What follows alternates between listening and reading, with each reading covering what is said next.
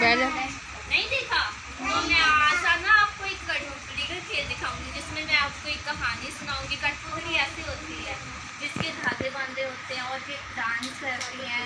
जैसे जैसे हम बोलते हैं वैसे वैसे प्ले करते हैं, एक्ट करते हैं वैसे वैसे। ठीक है, तो आपको समझ आ गया सबको कठपुतली क्या होती है? कोई बताएगा कि कठपुतली कैसे होती है? खड़े होकर बताओ बेटा, कैसी होती है कठपुतली? आप बैठ जाओ नन्नू। कैसी होती है कठपुतली बताओ बेटा।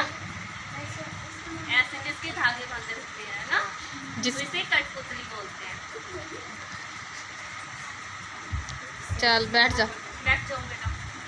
चलो अभी हम एक कहानी करेंगे जिसमें आप नन्नू नीचे कठपुतली खेल करेंगे। ठीक है,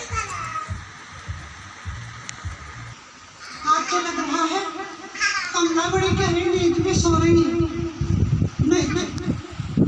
नहीं तो रोज सुबह सुबह उठकर मेरे दरवाजे पे कूड़ा डाल जाती है। आज मैं भी अपने घर का कूड़ा लाई और इसी के दरवाजे पे डालूंगी, तब इसको पता चलेगा।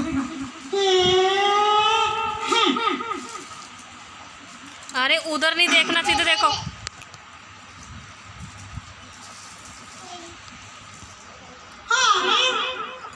आज इसने फिर मेरे दरवाजे पे कूड़ा डाल दिया।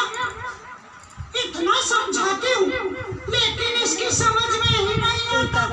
लगता है लातों के भूत बातों से नहीं मानेंगे, मुझे भी कुछ न कुछ करना पड़ेगा। ठीक है, अभी बताती हूँ इस कर्मजली को।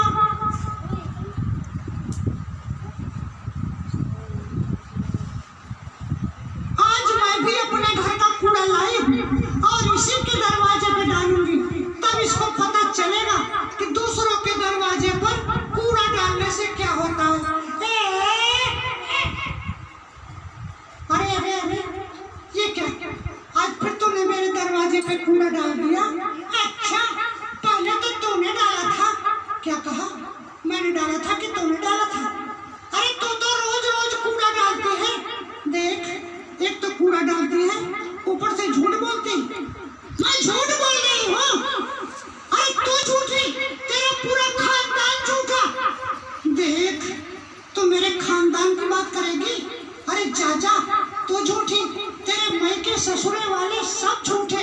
देख, तू मेरे मायके ससुरे की बात तो करना नहीं, तो क्या तू मेरे खानदान की बात करेगी? अरे मैं तेरा मुंह नोच डालूंगी। अच्छा, तू मेरा मुंह नोचेगी? अभी बताती तुझको। हाँ हाँ, आजा आजा।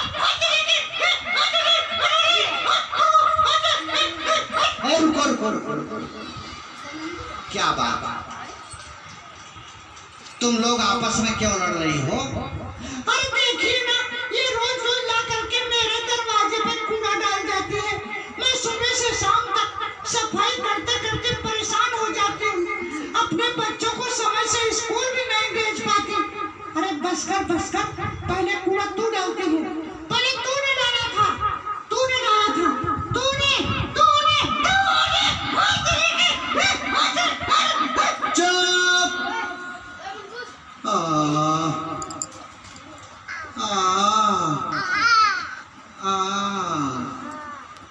अरे तुम दोनों की लड़ाई में तो मेरा ही कचूमर निकल गया। तुम इधर मैं सब समझ गया। देखो, तुम कूड़ा डालती इनके दरवाजे पर और तुम डालते इनके दरवाजे पर, लेकिन तुम्हें नहीं मालूम कि जब हवा चलती है तो यही कूड़ा उड़ता है। कुछ तुम्हारे दरवाजे पे जाएगा, कुछ तुम्हारे दरवाजे पे जाएगा और कुछ कूड़ा उड़ करके नाली में चला जाएगा। जब कूड़ा नाली में जाएगा तो नाली बंद हो जाएगी, पानी का बहना रुक जाएगा।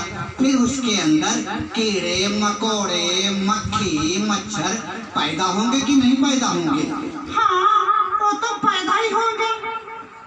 फिर वही कीड़े मकोड़े, वही मक्खी मच्छर उड़कर तुम लोगों के शरीर पर बैठेंगे, तुम्हारे बच्चों के शरीर पर बैठेंगे, तुम्हारे खाने के सामान पर बैठेंगे। फिर वही गंदा खाना तुम सभी लोग खाओगे, अपने बच्चों को खिलाओगे। तो बताओ, बीमारी होगी कि नहीं होगी? अरे हाँ, ये तो मैंने सोचा ही नहीं था क्यों सोचोगी? तुम दोनों की अकल में तो उल्लू अंडा दे गया है ना। लेकिन अब आप बताओ ना, इस कूड़े का क्या किया जाए? अरे करना क्या है, कूड़ा है, कहीं न कहीं तो डाला ही जाएगा। अब कूड़ा कहाँ डाला जाता है ये तो आजकल बच्चा बच्चा जानता है। क्यों बच्चों बताओ कूड़ा कहाँ डाला जाता है? सुन लिया, बच्चे बच्चे को पता है कि कूड़ा डस्टबिन में डाला जाता है, और तुम दोनों बच्चों की मम्मियाँ होकर भी नहीं जानती हो। नहीं, अब तो हम लोग अच्छी तरह समझ गए हैं। लेकिन एक बात और भी, तुम लोग गांव की रहने वाली हो, खेती बाड़ी भी करती हो, किसानी करती हो, और खेतों में फसल पैदा करने के लिए खाद की जरूरत पड़ती है। इसलिए अपने घर के आसपास में एक गड्ढा बना लो, उसमें रोज का कूड़ा ले जाकर के डाल दिया करो। जब थोड़ा सा गड्ढा भर जाए तो उसके ऊपर हल्की सी मिट्टी डाल दो, फिर कूड़ा डालो। जब गड्ढा पूरी तरह भर जाए तो उसको मिट्टी से बंद कर दो। कुछ दिनों के बाद ये गड्ढे का कूड़ा सड़ करके बढ़िया खाद बन जाएगी। उसको ले जाकर के अपने खेतों में डालो और अच्छी फसल पैदा करो। अरे वाह, ये तो वही बात हो गई कि आम के आम और कूड़े के भी दाम। बिल्कुल, कूड़े के भी दाम।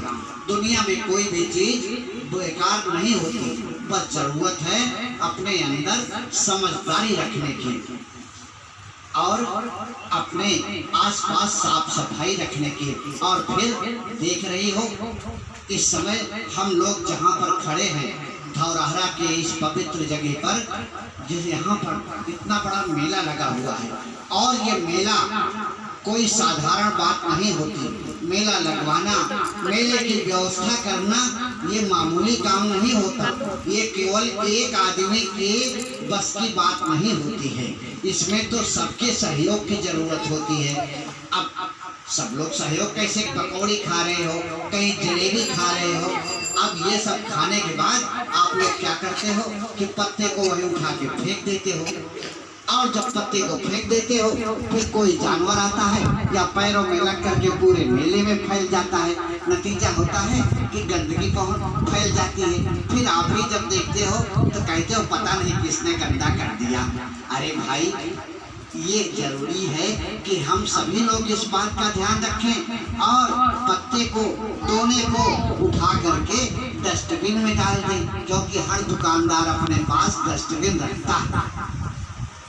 तो अगर सभी लोग सहयोग करेंगे तभी तो इतना बड़ा आयोजन सफल हो पाएगा। क्यों, मैं ठीक कह रहा हूँ ना? बोलिए। अरे बच्चों, आप लोग भी बोलो, ठीक है ना? आप दोनों की समझ में बात आई? हाँ, हमारी समझ में बात आ गई। अब हम लोग कभी भी किसी के दरवाजे पे कूड़ा नहीं डालेंगे, और हाँ, आपस में लड़ाई भी नहीं करेंगे। ए बहन, हाँ बहन, आज से हम लोग आपस में लड़ाई नहीं करेंगे। आओ हम लोग गले मिलते हैं। आओ आओ। हाँ हाँ हाँ हाँ, चलो बहन, हम लोग चलते हैं। अरे सुनो तो, देखो तुम दोनों की समझ में तो बात आ गई, लेकिन केवल तुम दोनों के समझ लेने से काफी नहीं है। ये बात तो सबको समझनी पड़ेगी।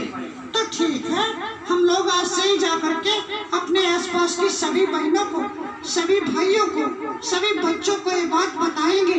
बिल्कुल बताना, क्योंकि स्वच्छता रखना ये भी किसी पूजा से कम नहीं है, किसी यज्ञ से कम नहीं है। क्योंकि पूजा पाठ करने से तो केवल एक आदमी के मन को शांति मिलती है, लेकिन साफ सफाई रखने से तो पूरे परिवार को, पूरे मोहल्ले को, पूरे गांव को शांति मिलती है और सबका स्वास्थ्य अच्छा होता है। तो ये तो बहुत बड़ी पूजा है। ठीक है, अब हम लोग चलते हैं। वाह, लोगों की समझ में तो बात आ गई, पर क्या आप लोगों की समझ में बात आई? अगर सबकी समझ में बात आई है तो बजाओ ताली इसी बात पर। मजा आ गया, मजा आ गया। तो भैया अब हम भी चल रहे हैं। जय राम जी की।